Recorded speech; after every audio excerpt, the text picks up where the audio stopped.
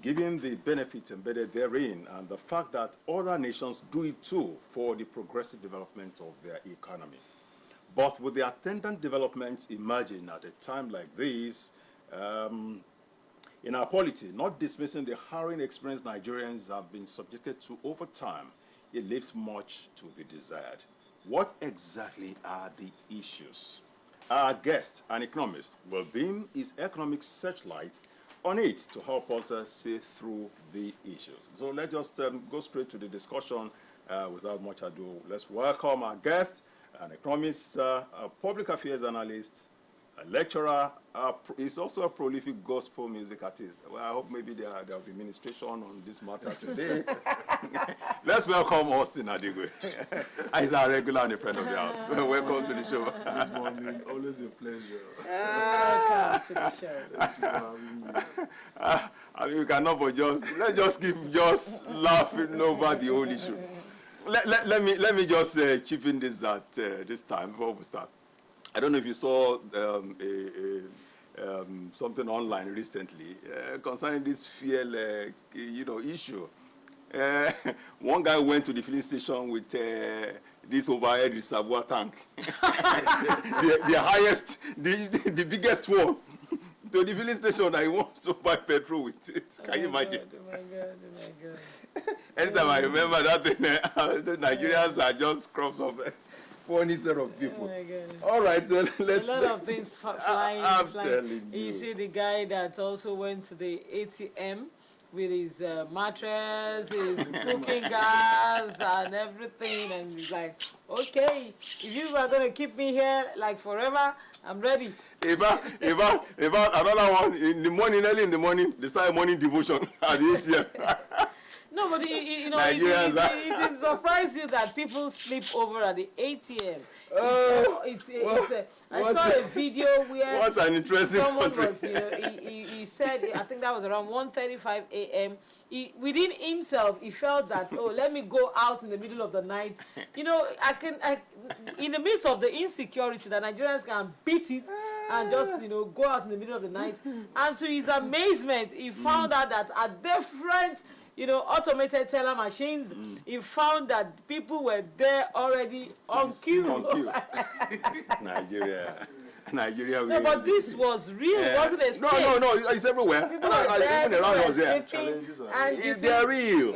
He said around some few minutes to 5 a.m. they started writing down their names. Did you say 5 a.m.? You don't want to. There's one close to us here where I went. He said from 3 a.m. they start giving numbers. Can you imagine? Let's get into what we are here for. All right, with the attendant challenges of insecurity, kidnapping for ransom, vote buying, the need for CBN to control inflation and those interest rates. No doubt, the Naira redesign policy is a welcome development. No doubt about that, given all this. But why does it appear that the implementation and the reactions we're getting from Nigerians appearing as if we're doing what has not been done elsewhere before? As if, I feel like as if we're in another planet. What exactly or something are the that has issues? not even been done Done here. What exactly are the issues? So, in our own climate, we tend to be affected by what I call selective amnesia. We don't learn from the mistakes of others. Okay, India hurried this demonetization in 2016, and we saw how that economy almost crashed. Yes. You see, the point is policies are meant to strengthen the standard of living of people. That's right. And a good way to measure the success of a policy is how it impacts the people. I'm not too keen about the ideal situation. Okay, this policy is good because the long-term benefits are this and that, but it doesn't have to keep people before it becomes, beneficial to them. I believe that just as has been advanced, in many fora, the intentions of demonetization in economies, is to fight black money. Because in the center of crime and criminality is cash. That's right. What cash does is it erases every audit trail. So you can actually do anything and get away with it. So governments of every nation, once they are faced with surging rate of crime, may choose to demonetize the higher bills to discourage, crime and criminality. But in doing so, you must be driven by data, not sentiment. Economics has nothing to do with emotions. Okay, you must be driven by data, and then walk it through. Okay, even before presenting it to the president, you should have been saying, okay, this is how it should be an end-to-end analysis. This is how we want to redesign. This is how we want to print. This is the volume we want to print. These are the channels of distribution. So I think the policy failed at that planning stage. Look, statistics were about 230 million people. As at end of December 2022, NIPS reported that we now have 56.4 million BVNs. If we take adult Nigerians to be like 160 million conservatively, those that should own a bank account, it tells you that almost 50% of Nigerian adults are not serviced by banks. They are unbanked. So if you look at how this whole policy started in October and all the other guidelines that follows, it tells you that there was no provision for the unbanked from the beginning. Because on the 6th of December 2022, CBN gave us a kind of withdrawal procedures and how these monies will be exchanged. Initially, it was not supposed to be, there was not supposed to be any swap. It was you must put it in your account. So are you telling me that for over 100 years that we have commercial banks in this country, we had only 56.4 million BVN. Okay, so you now want to use 3 months to achieve additional 143 million. So it means that there was no provision for the unbanked, all right, to be brought into this system initially. So that's one flaw. Okay, so even the 56 point something million BVNs, those are the account holders. I don't want to go by the number of accounts we have because some individuals have multiple accounts. That's right. So when you hear 220 something million accounts, that doesn't cut it for me. So that is one aspect. Then secondly, all right, well, you demonetize to fight corruption, to fight vote buying, to fight all manner of crime. Good enough. But you must also work out your strategies to ensure that this cash, all right, gets to the intended people. Nigerians should be able to have access to it. I had expected that from that October, CBN should have ramped up the production of 100 naira and 50 naira.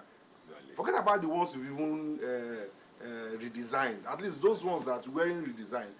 Flood the banks with these lower bills. Lower bills are just too cumbersome for you to start carrying about. Absolutely. Let Nigerians walk into the bank and hear that we are going to pay you with 20 naira, 100 naira, 50 naira. So it's not like you won't have your money or we are paying you. If you choose the lower bills, then take it. If you don't, then go and use the alternative payment platform. Yeah, the cashless. But that didn't happen. So the policy failed because they did not look at the supply side.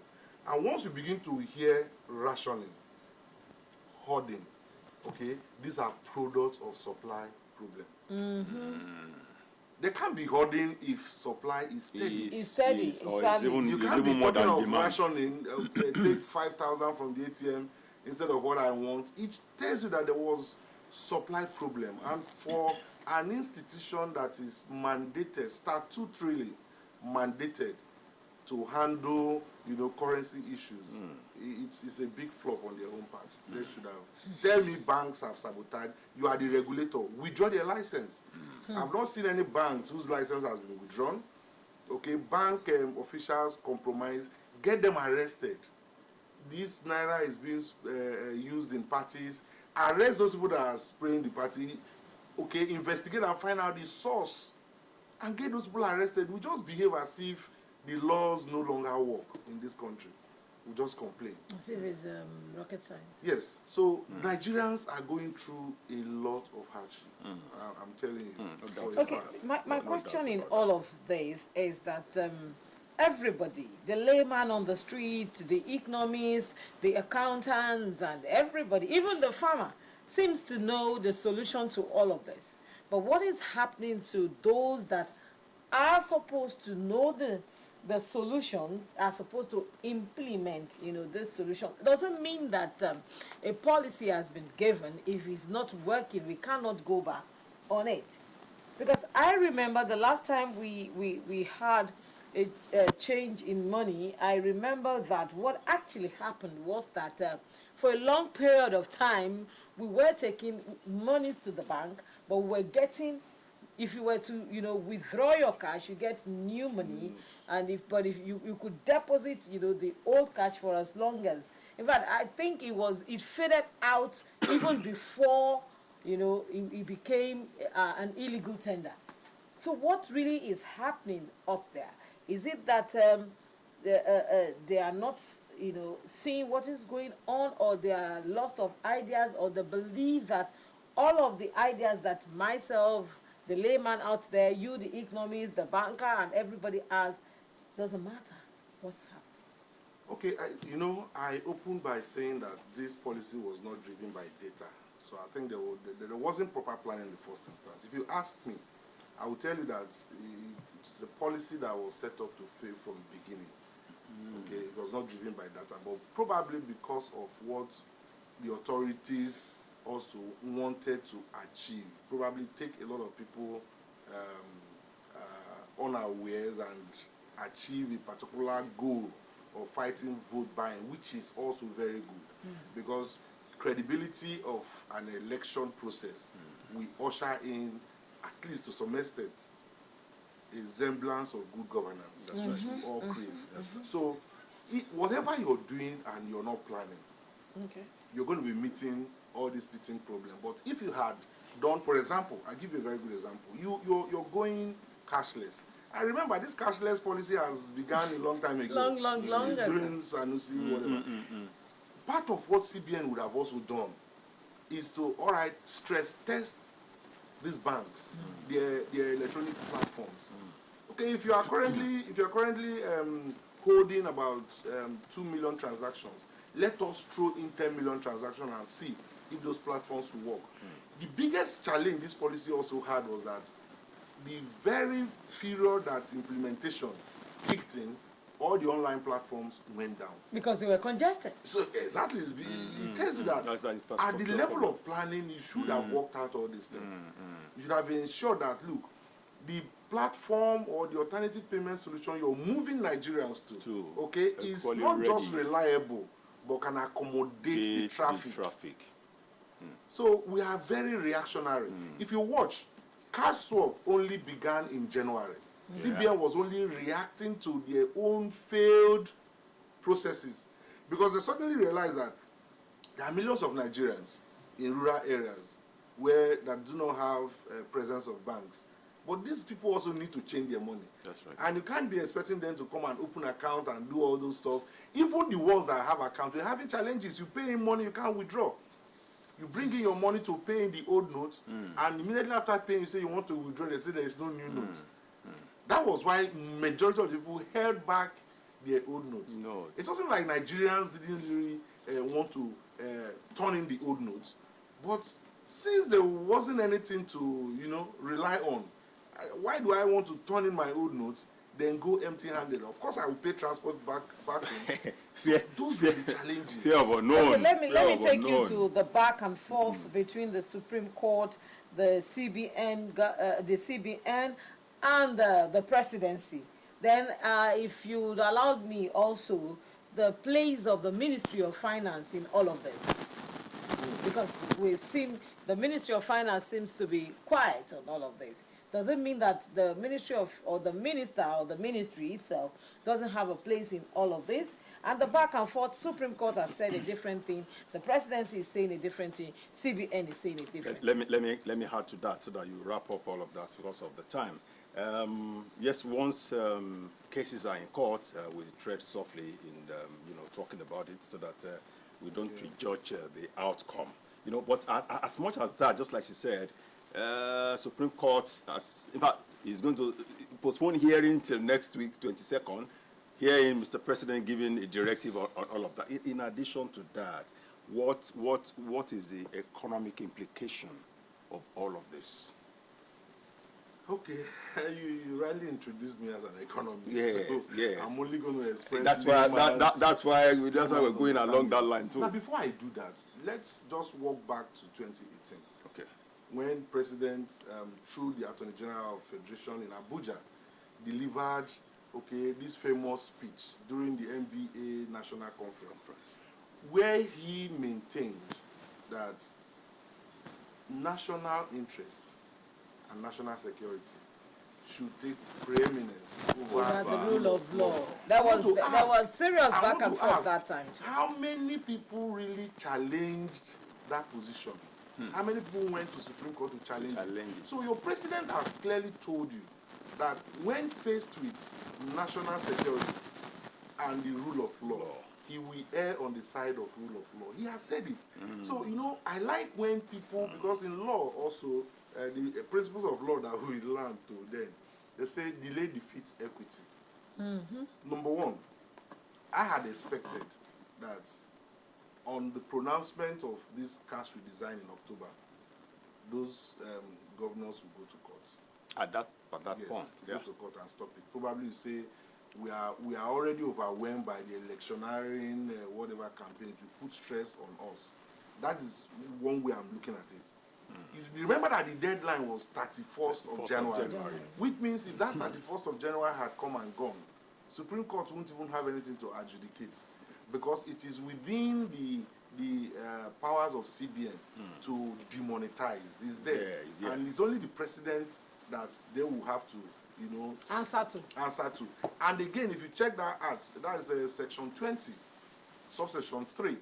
Okay, also talked about expiring date of whatever notice you give, which means that there is a terminal date when you are redesigning or demonetizing. It is a case of law. There is always a terminal date. So now, if I want to look at the Supreme Court, ruling as a layman, Supreme Court says maintain status quo on the 8th of February, Abi? Yeah.